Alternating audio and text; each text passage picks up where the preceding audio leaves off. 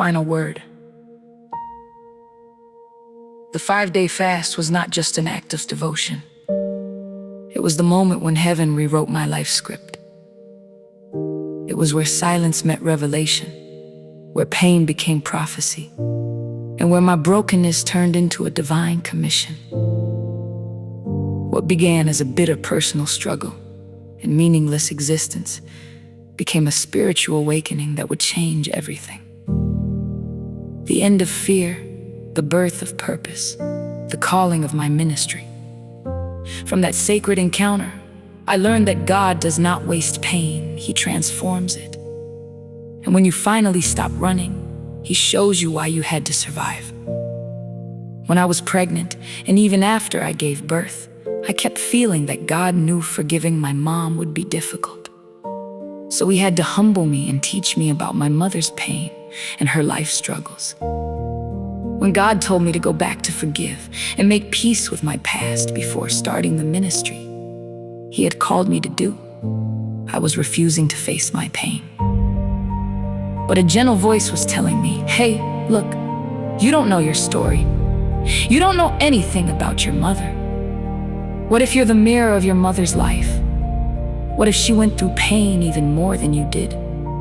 What if she has been crying to God for His mercy, and you are the one who can bring hope and repentance in her life? What if your life story to her will be like Joseph's in the Bible story? What if you are the one she has been waiting to see God's love and mercy through your return?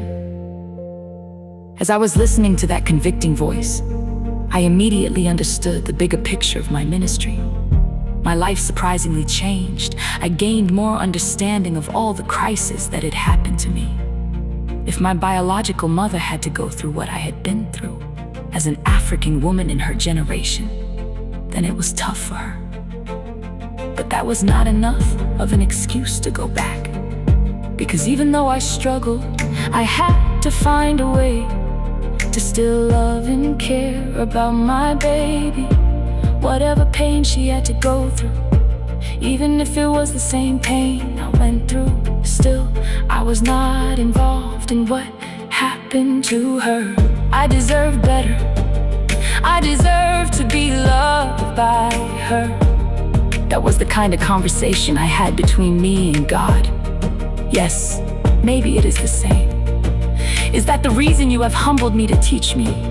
Did you humble me to show me what had happened to my mother so I could understand her side and the reason why she had to give up on me?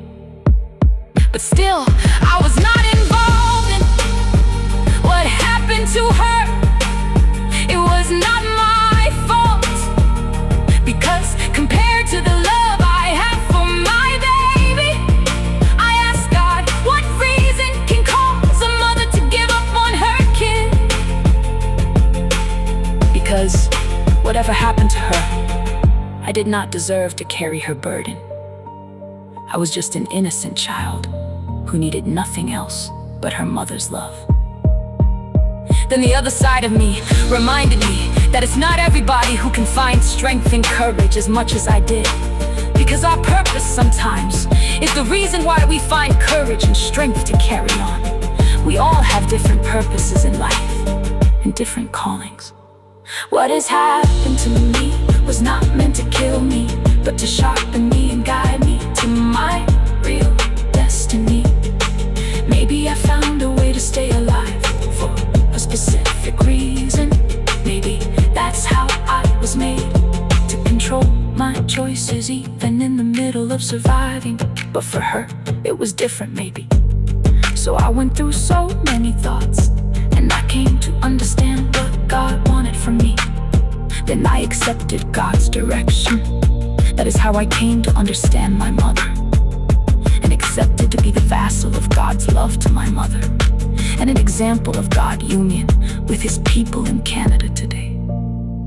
There is so much more I would like to know about my mother, because there's so much I don't know yet.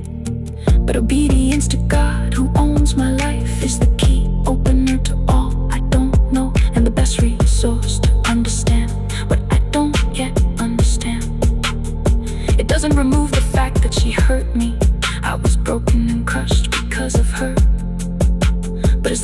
I'm still alive. I think I have to wait and see. Yes, the pain remains, but it no longer rules me. It has become the proof of what God can do to reach and protect His people.